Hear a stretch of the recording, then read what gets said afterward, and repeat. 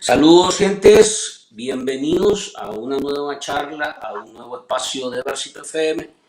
Ahora vamos a tratar de explorar qué ha pasado en uno de los temas que se ha considerado como un llamado de atención a una comunidad que ha puesto, digamos, esta situación y este entorno encontrado y al que se están enfrentando sobre la palestra pública. Hay una serie de aspectos que se han conocido sobre esta comunidad, y me refiero a la comunidad Santa Marta. Un grupo de líderes de la comunidad Santa Marta detenidos sobre la base de un proceso que ha sido calificado como arbitrario, sobre una captura que es de ilegal, y una serie de aspectos que rodean este proceso y este caso de carácter singular, porque la comunidad Santa Marta es una comunidad histórica y está vinculada o relacionada, más bien dicho, a procesos vinculados o relacionados al proceso de paz. Ahora quiero darle la bienvenida a nuestro invitado especial para poder conversar sobre una actualización de cómo se encuentra el caso, cómo está el caso y cuáles son las condiciones en las que se está llevando una situación tan especial como esta. Quiero darle la bienvenida a Peter Imbra, está con nosotros, liderazgo de la comunidad y con quien vamos a tratar de explorar cómo se encuentra esta situación. Peter, ¿qué tal? Gusto de saludarte y gracias por el espacio. Un gusto saludarte también. Gracias a ustedes Eh, por el interés de querer conversar sobre nuestro tema, sobre nuestra comunidad y estamos para servirte. Al contrario, la verdad es que hemos querido tocar el tema desde hace un par de días. Por alguna razón se nos había dificultado coordinarlo, pero de verdad que ahora queremos aprovecharlo al máximo. Si quieres, en general, ¿cuáles son las características que rodean a este caso, digamos, tan especial, tan singular de la comunidad Santa Marta? ¿Cuáles son esas características que lo vuelven distinto o relevante? Ok, es un caso, como se ha sabido por ya 3 meses prácticamente, el, el caso en sí con características de persecución política, claramente, un caso que ha sido montado desde la anulación que se hizo sobre la ley de amnistía, se encuentran vacíos a la forma de cómo los jueces pueden, junto a la fiscalía, manipular ciertos sucesos, según ellos, del conflicto armado, y de esa manera pues el caso está rodeado de varias características no típicas de los procesos que buscan resolver la justicia transicional o en términos jurídicos los procesos después de la guerra.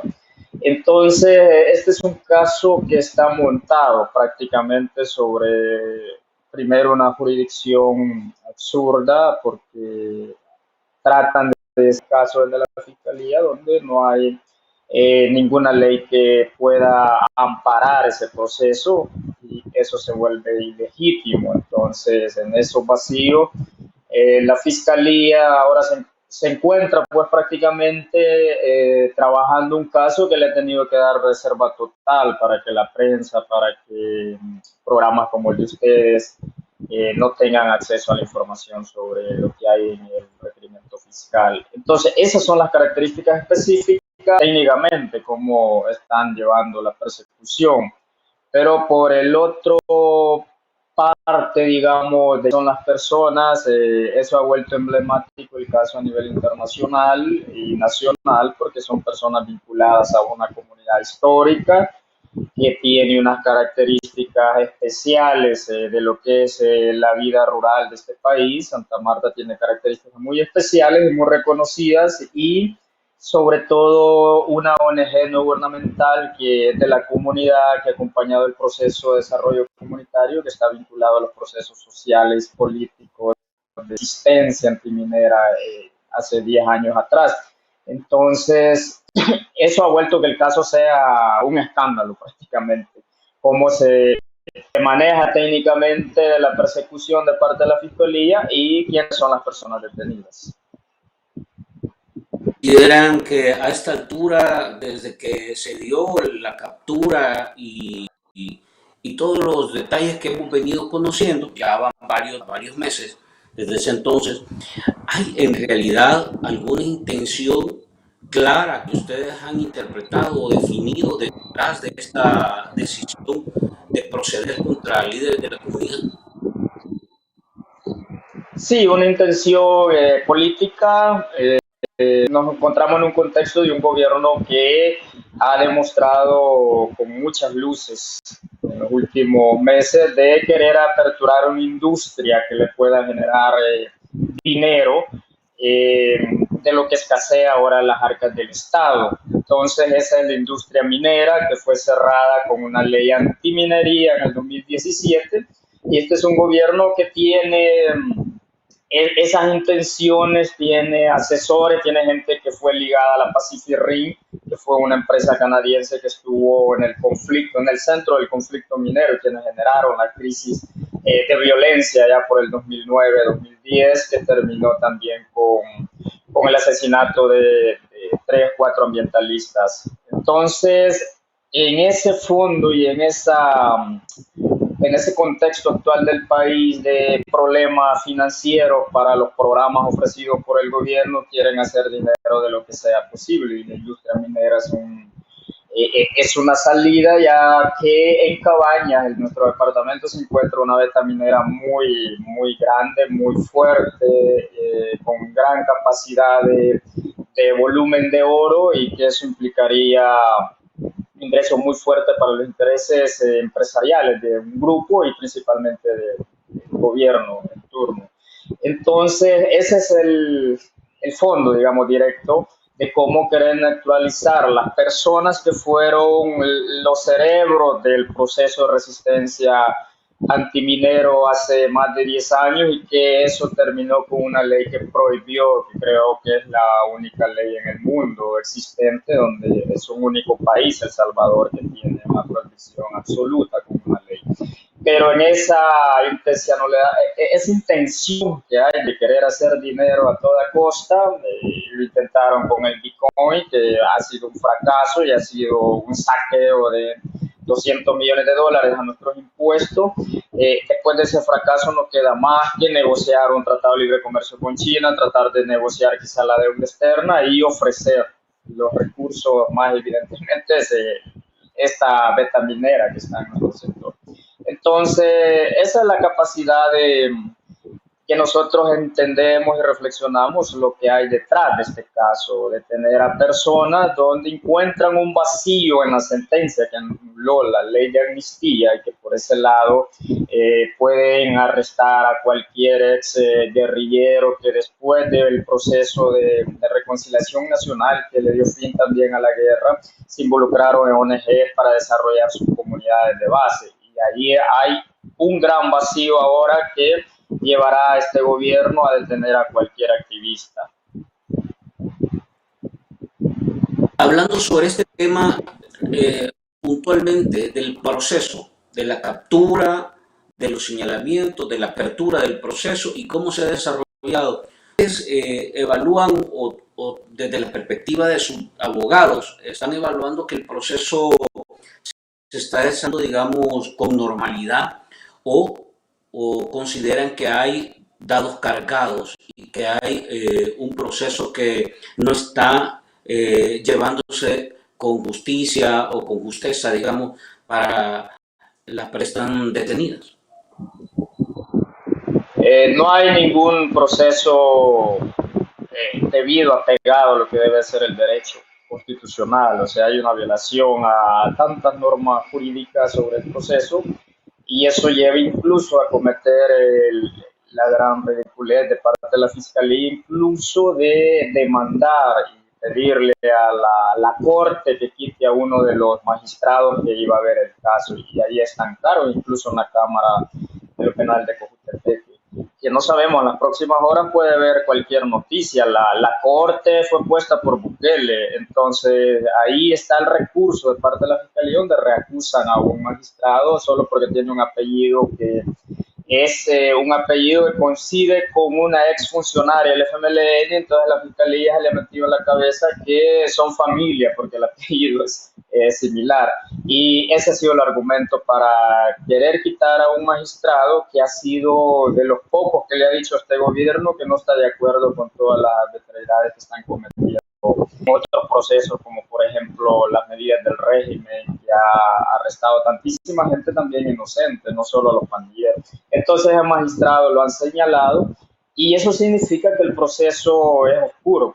Primero comenzando con la reserva total al requerimiento fiscal, donde ningún caso que busque justicia transicional o que quiera hacer justicia sobre hechos de guerra en ninguna parte del mundo creo que los ponen bajo reserva porque se quiere conocer la verdad, el periodismo claro debe de tener acceso a esa información. Entonces la fiscalía al ponerlo en reserva significa que no están queriendo resolver un caso que no tienen justificación, no tienen ni testigos, tienen a un encubierto.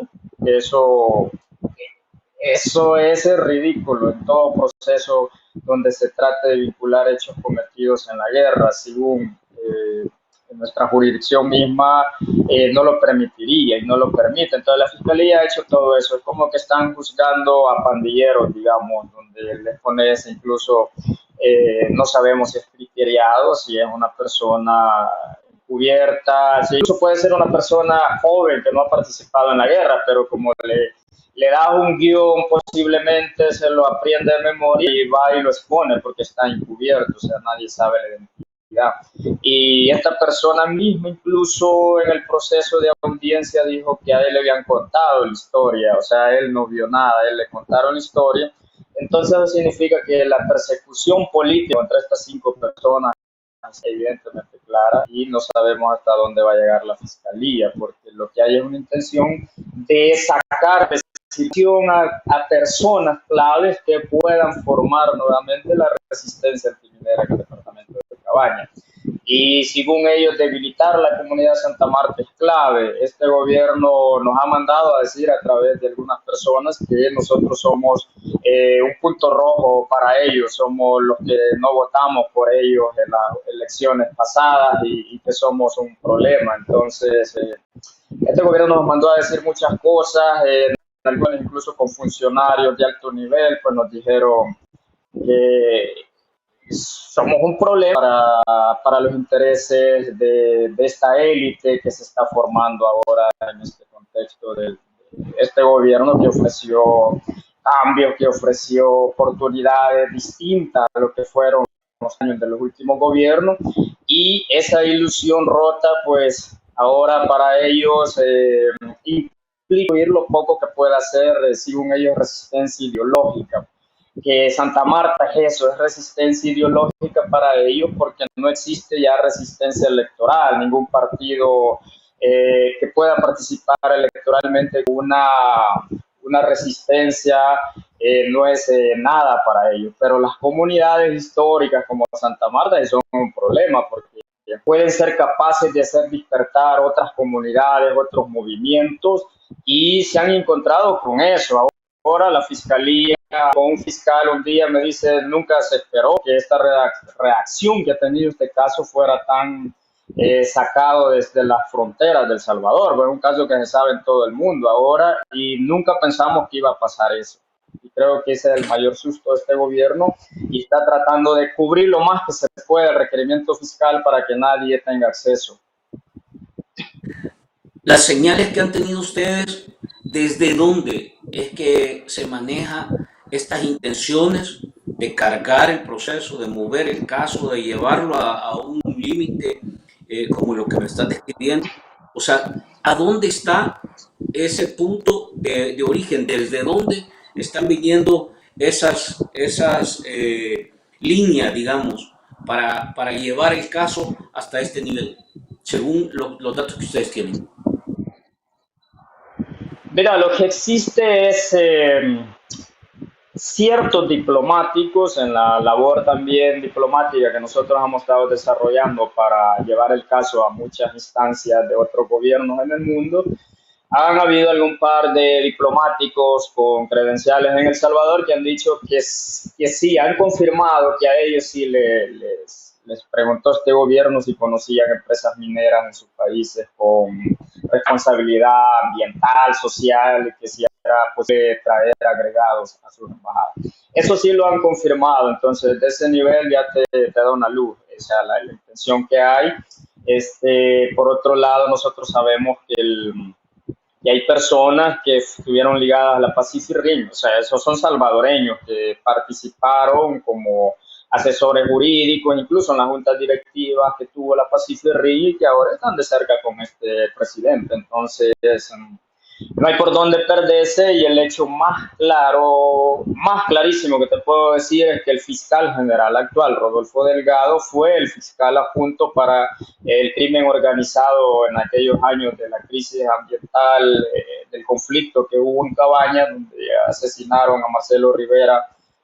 Fue una persona que la desaparecieron, la secuestraron, pero luego se encontró el cadáver ya con signos de tortura y bueno, se hizo todo el proceso por buscar justicia y Rodolfo Delgado fue el encargado del proceso de investigación. Nunca llegó a profundizar en los actores intelectuales, simplemente capturaron a los actores materiales.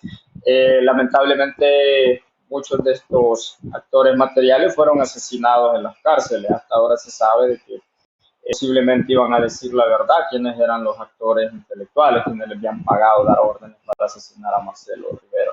Entonces este fiscal era el fiscal que no quiso profundizar en esa investigación y ahora hay una gran coincidencia que es el fiscal general. Es el fiscal que conoció a los que están detenidos en el proceso de investigación sobre el crimen de Marcelo y él sabía quizás los riesgos de aperturar la minería, de lo que puede ser los intereses de un núcleo de personas en este gobierno, él sabía perfectamente que la Pacific Rim tal vez cometió en la estrategia de lobby en las comunidades algunos errores y que esos errores permitieron de que de Santa Marta llegaran a esas comunidades y impulsar la conciencia sobre lo que era el problema ambiental que les iba a traer la minería y de allí se formó toda la resistencia en el departamento.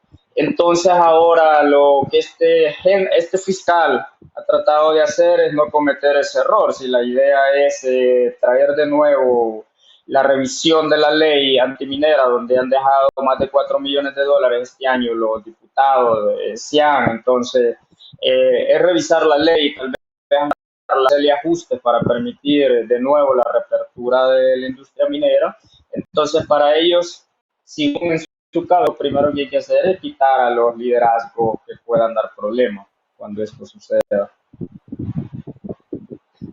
Bajo estas condiciones, por lo que hemos escuchado, sabemos que estamos en un país donde el gobierno puso a los magistrados, puso al fiscal, ha hecho un reacomodo del sistema judicial, controla el plano mediático, la información, el bombardeo de los datos que se mueven a nivel público, etcétera. ¿Cuál es el desenlace o los escenarios que ven ustedes sobre la trayectoria de este proceso, sobre el desarrollo de este proceso? Mira, el proceso ha sido,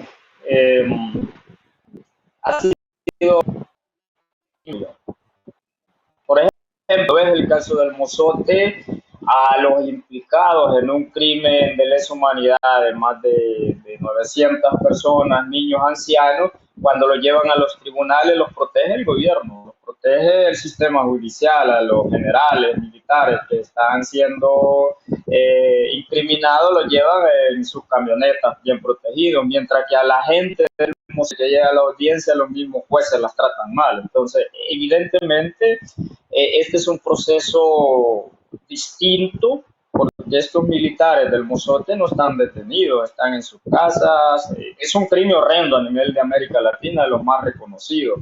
Entonces, si quieres hacer justicia sobre crímenes de lesa humanidad, supondría que tendría que haber el mismo trato. En este caso, de los 5 detenidos es distinto. Hay una persona que fue desaparecida en 1989 en la de Santa Marta, que dice el fiscal general que es una mujer que era colaboradora del ejército y que por lo tanto fue desaparecida por colaborar con el ejército. Y entonces nadie sabe si la desapareció la guerrilla o el ejército, porque si era doble agente, según lo que da a entender el fiscal general, tenés que tener las pruebas, cosa que no tiene la fiscalía. Y lo que ellos sí tienen es el argumento de que los familiares de esta mujer sí se acercaron a la fiscalía para pedir apoyo, que la fiscalía por lo menos investigara dónde poder encontrar el cadáver las osamentas y llevarlas a un cementerio. Era todo lo que la familia estaba pidiendo. Ahora, cuando la fiscalía encuentra en esa exigencia de una familia la posibilidad de capturar a personas que eran claves en el proceso antiminero, pero que en el proceso de guerra tuvieron también cargos en la zona, cargos que dirigían el movimiento armado. Entonces ahí encontraron fácilmente el camino que esperaban, la oportunidad que esperaban para capturar a estas personas. Porque estas personas no las habían podido capturar. Por ejemplo, ellos dirigen una ONG que si hubieran actos de corrupción para la fiscalía hubiera sido mucho más fácil capturarlos y decir estos son corruptos y se pudren en la cárcel.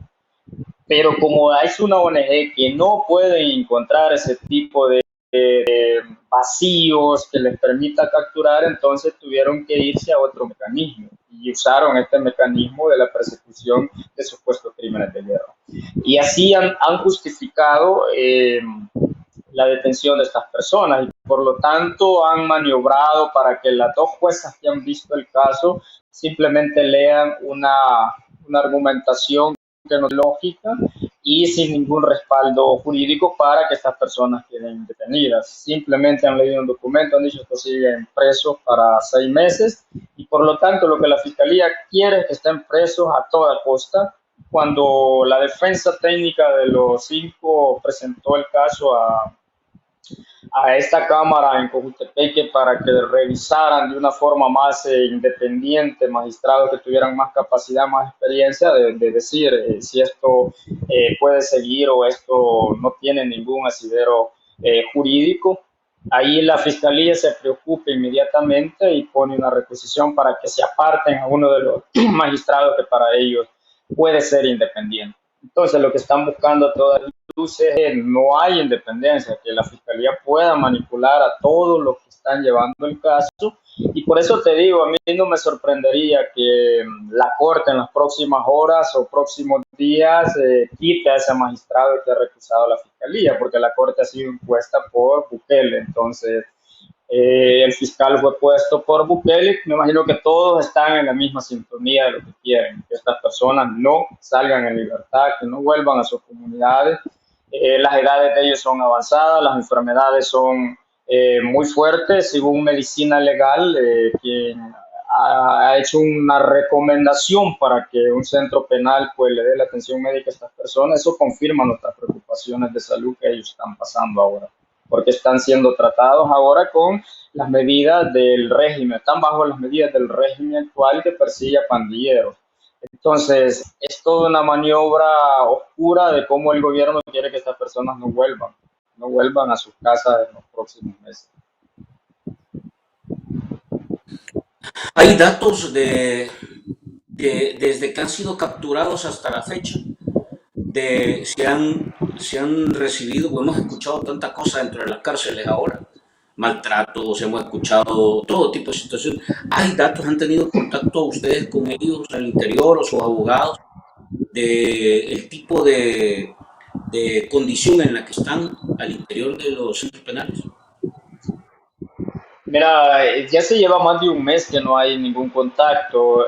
Cuando ellos fueron capturados sí hubo contacto, incluso los familiares podían hablar con ellos porque estaban bajo la supervisión de policías, no oficialmente en un sistema penitenciario, sino eran Bartolina de una delegación policial.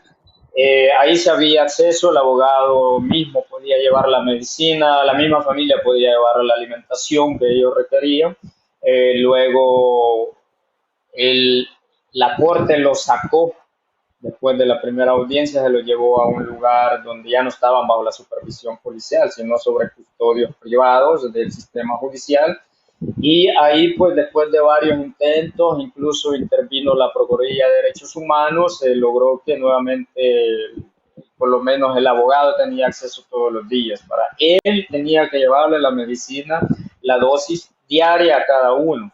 Después de eso, bueno, hay un momento bien crítico porque igual ningún director de los centros penales del país quería recibirlo. O sea, el caso es tan político que ni los mismos directores tenían la capacidad de decir tráiganmelos aquí porque saben que en la situación que están los centros penales ahora era un riesgo llevar a estas personas y si a estas personas les pasaba algo bajo la dirección de algún director o directora de un centro penal, pues eso les va a implicar en el futuro problemas serios, porque bajo ellos estuvo la responsabilidad de la vida de estas personas. Entonces, ningún centro penal en algún momento quiso, la jueza estuvo rebotando de penal en penal, al final se los ha recibido el penal de la ex cárcel de mujeres, donde ahora están llevando a los que están siendo detenidos bajo el régimen,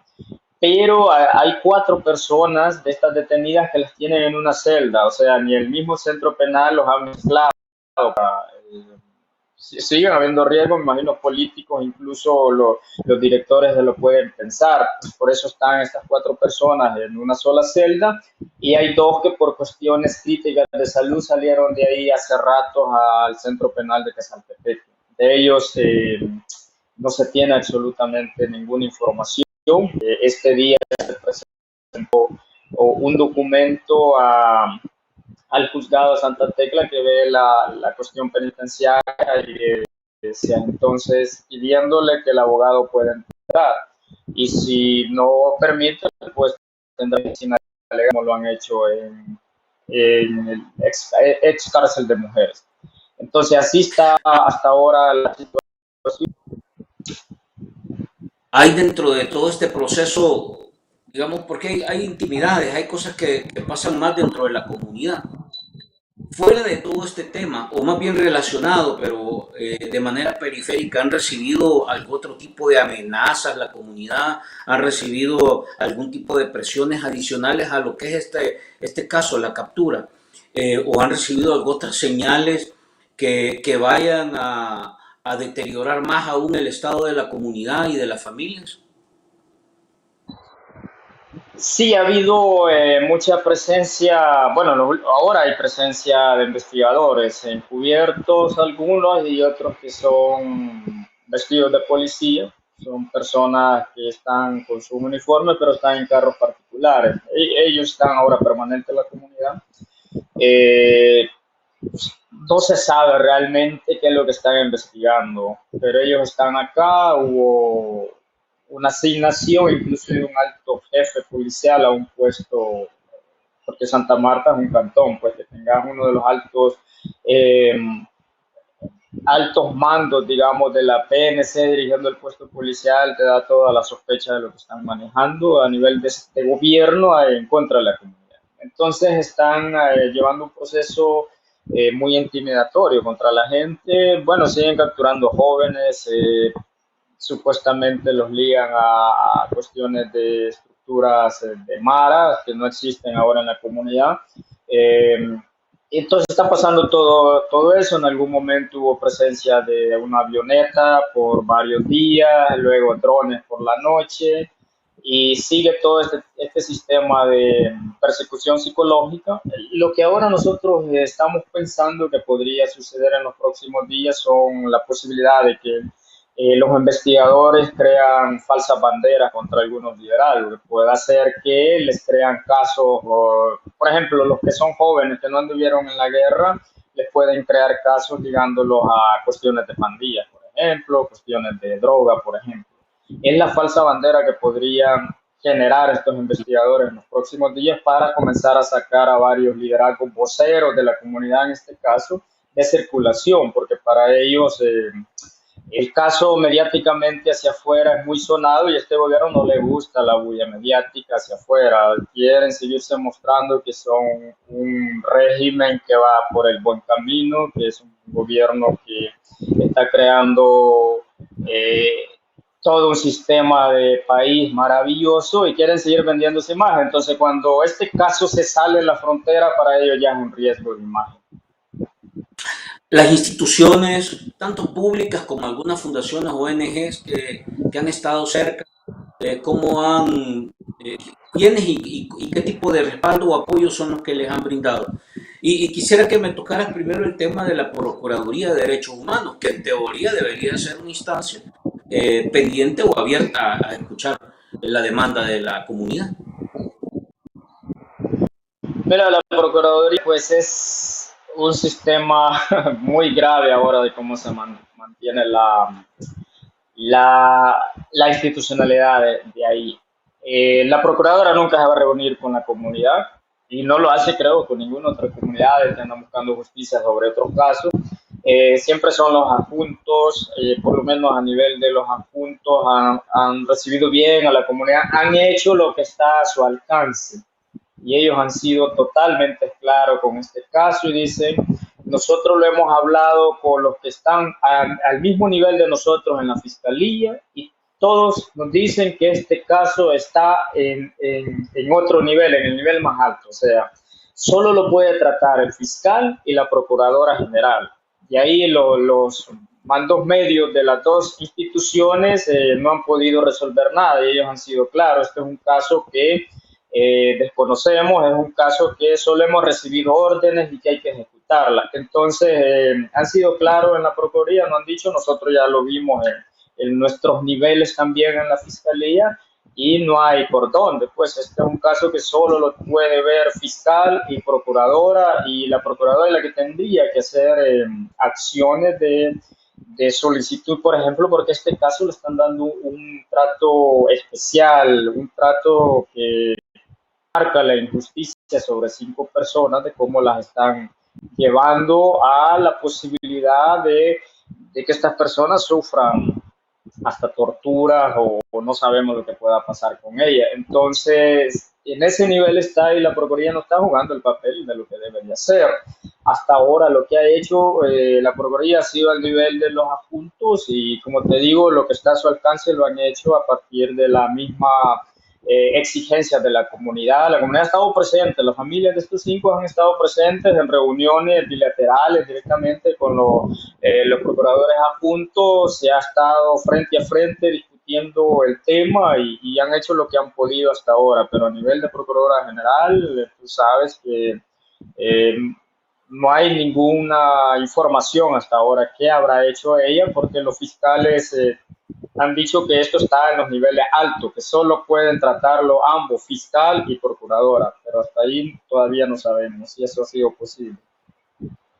La familia y en la comunidad, el ambiente, cómo está, hay miedo, hay temores de que pueda pasar otro tipo de cosas. ¿Cuál es un poco el estado de ánimo, la situación, digamos, del entorno, de seguridad, de tranquilidad de la comunidad? La comunidad de Santa Marta se ha caracterizado por una comunidad muy organizada, muy tranquila.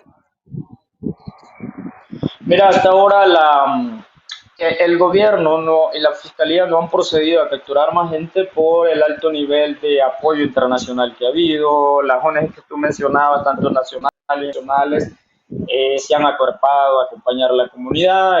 Muchísimos movimientos en Europa. Bueno, ahora hay una semana de acción en varios países del mundo. En Sudamérica ha sido el apoyo muy fuerte, van a haber manifestaciones en distintas embajadas. Entonces ese nivel de acompañamiento ha hecho que la comunidad pues tenga fuerza y capacidad de seguir enfrentando la situación y no bajar la guardia. Y eso ha permitido que hasta ahora por lo menos no se capturen a otras personas que sí tiene como objetivo la fiscalía en el contexto político del cual está viviendo el país. Que hay objetivos claros, hay presencia clara de lo que quieren hacer, pero la comunidad pues hasta ahora ha demostrado que no les ha tenido miedo, les ha respondido, les ha enfrentado cara a cara también en los distintos niveles de lo que se ha llevado el caso. Los fiscales nunca más han vuelto a dar la cara en la comunidad, por lo menos los que están involucrados, los que están encubiertos trabajando en la comunidad, pues son los que han mandado, pero los fiscales directamente nunca más se han vuelto a comunicar con la comunidad hasta ahora que nosotros lo conozcamos.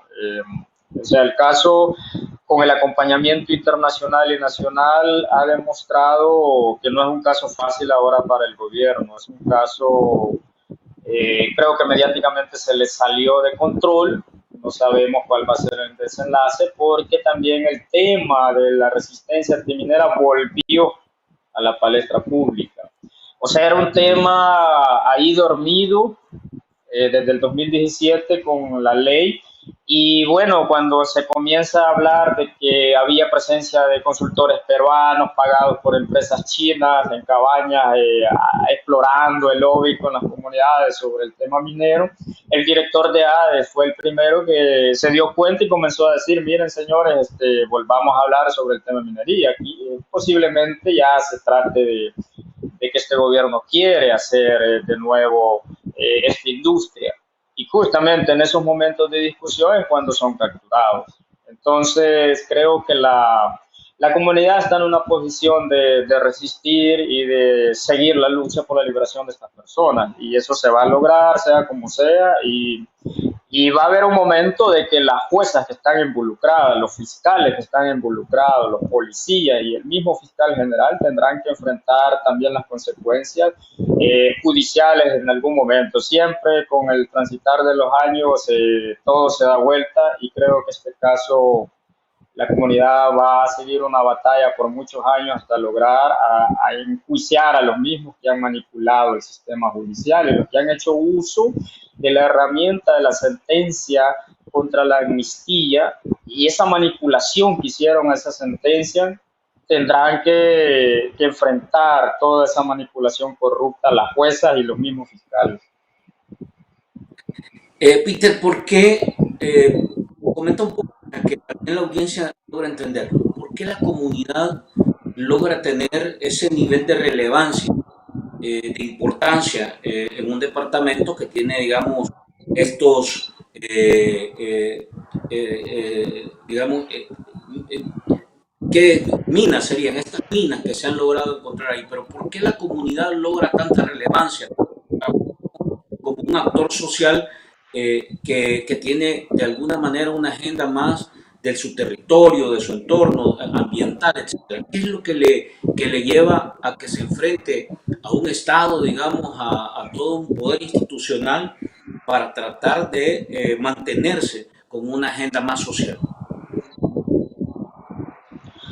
Fíjate que la comunidad de Santa Marta pues tiene sus propias características, como te decía, una comunidad muy capacitada, muy educada, tiene un alto porcentaje de su población que son profesionales, son ingenieros, son médicos, son matemáticos, biólogos, físicos, hay de todo en la comunidad profesionalmente, entonces es una comunidad con muchas capacidades técnicas, intelectuales, es una comunidad que tiene mucha conexión diplomática en el mundo por todos los procesos de desarrollo que ha venido haciendo por varias comunidades en el país, no solamente por Santa Marta.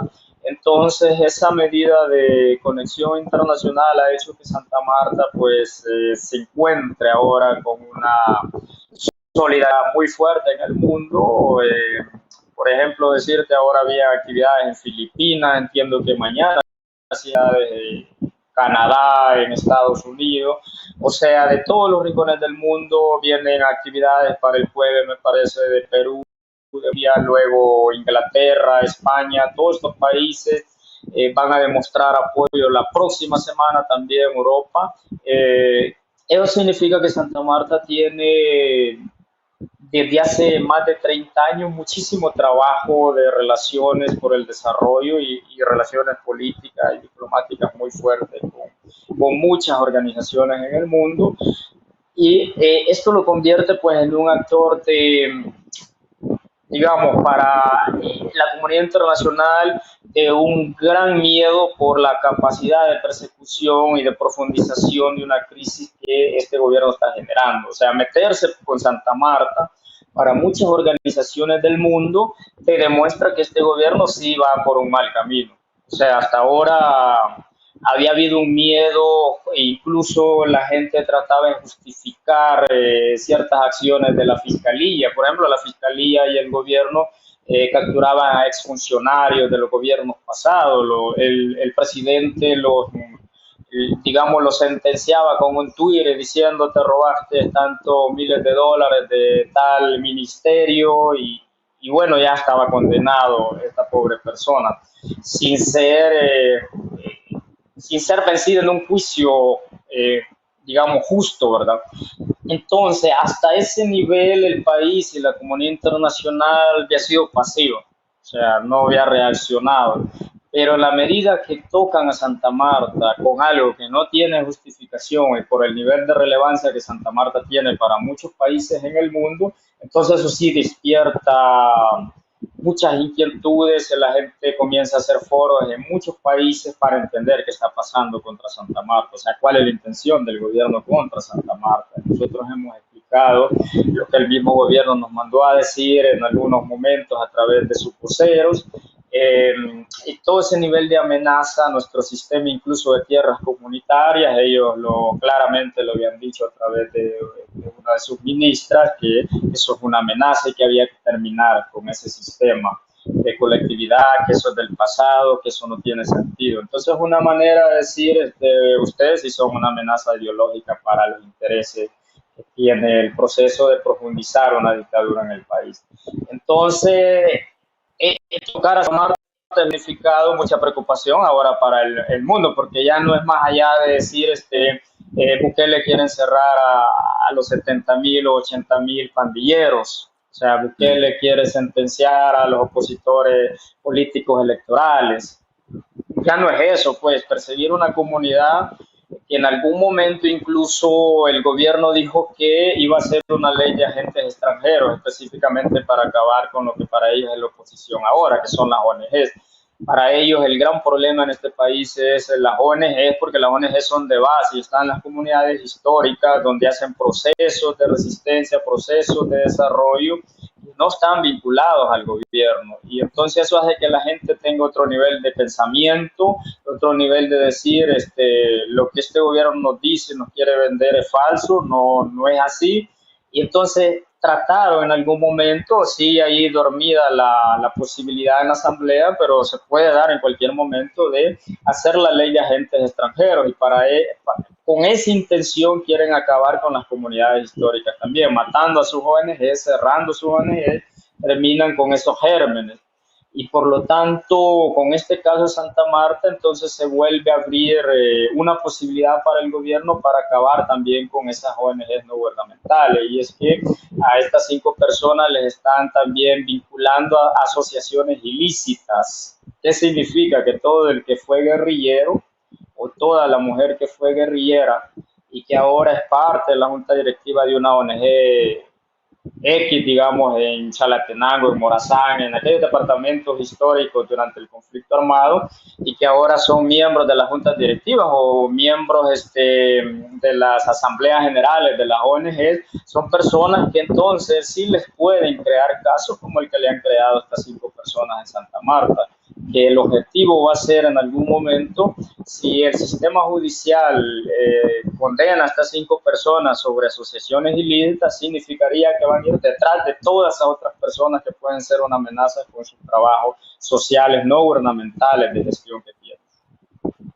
Peter, ¿consideran ustedes a esta altura, porque este ha sido un caso, digamos no el único, pero un caso relevante, porque hay casos similares de situaciones individuales y ya más generales, pero consideran ustedes que hay retroceso en este tema del país, digamos, que ha venido como huyendo o superando ejercicios y de gobiernos y formatos autoritarios, oligárquicos y militares, digamos, que eso ha sido la característica de las últimas décadas.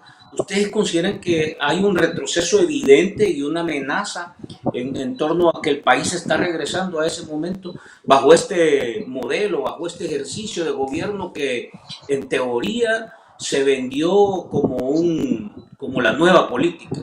¿Cómo lo evalúas esto? Estoy pasando en una parte más política, pero francamente está vinculado, relacionado. Sí, este es un gobierno que ya no tiene marcha atrás en su intención, digamos, de profundizar eh, su actitud de querer seguir en el gobierno. Ellos tienen su propia intención, hablan hasta del 2040, por ejemplo, de su proyecto gubernamental, supuestamente, de quienes están ahí, bueno, un par de familias. Entonces hablan hasta el 2040 y van a hacer todo lo posible por lograrlo, según ellos. Y eso pasa por generar crisis sociales y violentas muy fuertes en los años. Entonces, ¿qué es lo primero que tenés que hacer cuando es la intención? Es reforzar el aparato militar principalmente, debilitar la Policía Nacional Civil que nació de los acuerdos de paz, porque este gobierno dice que no existió guerra, que no existieron acuerdos, sino negociaciones de bandos y propios intereses personales. Entonces niega el proceso de paz, niega eh, los mismos acuerdos, y lo que han tratado es que están debilitando el financiamiento hacia esa institución que tendría que ser la responsable de la seguridad social y pública, perdón, la seguridad pública del país. Y se han enfocado específicamente entonces a volver a financiar y a rearmar y de equipar todo el ejército, darle relevancia y presencia y darle poder. Entonces eso ya específicamente te da la luz. Esta gente sí va para largo porque está creando esa base que lo va a sostener y en la represión. Eh, y te digo, ya no tiene marcha atrás porque ya cometieron demasiados delitos. Más de 100 personas asesinadas dentro de las cárceles, y eso ha sido responsabilidad del gobierno. O sea, ahí hay crímenes ya de lesa humanidad. Yo he visto fotografías que no son circular, no están circulando porque tiene miedo la gente que las ha filtrado, pero las fotografías que han salido de adentro de los centros penales es catastrófica, es doloroso, no te podría explicar cuando ves esa fotografía de lo que está pasando adentro. Entonces significa que haya habido ya crímenes de lesa humanidad, gente que ha muerto ahí, incluso gente que ya murió y que probablemente, según organizaciones de derechos humanos, están en cosas comunes. O sea, hay toda una violación donde este gobierno no puede retroceder, porque si pierden el poder, todos van a terminar en las cárceles o van a terminar extraditados en las cortes internacionales. Entonces tendrán que enfocarse en que generen más muertes, más crisis. Tienen que seguirlo con su intención de seguir en el gobierno. Y ahí ves, lamentablemente, gente como el vicepresidente que se enreda todo tratando de explicar y justificar la reelección. Lo último que dijo, no sé si ayer antier, que eh, una frase que nadie entiende, que es lo que quiere justificar con el tema de que Bukele siga en el gobierno. Entonces están haciendo todita la ridiculez posible para justificarlo, y la misma bancada de diputados está viajando a Estados Unidos porque sabe que el de ellos ahora va a ser en el exterior y pueden manipularlo electrónicamente. Están viajando casi todos los fines de semana a distintos estados, porque allá es donde está la gente más desinformada sobre la realidad de El Salvador. En Estados Unidos, lamentablemente, nuestros hermanos y hermanas están más perdidos con el tema político interno de nuestro país, porque no están viviendo aquí. Entonces,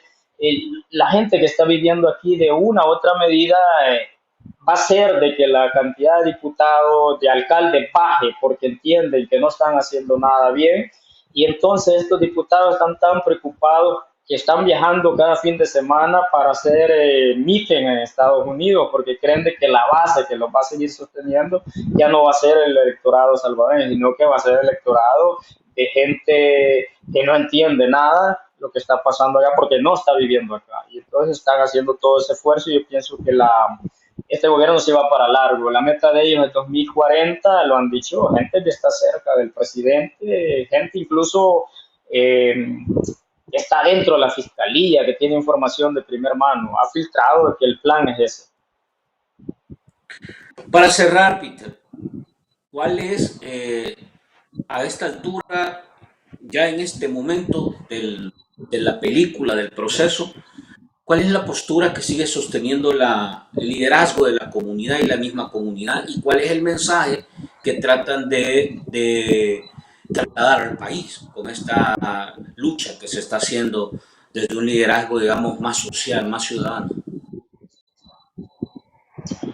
Mira, el mensaje claro de la comunidad es la meta liberarlos, o sea, volverlos a traer. La comunidad nos propuesta que sean procesos de investigación.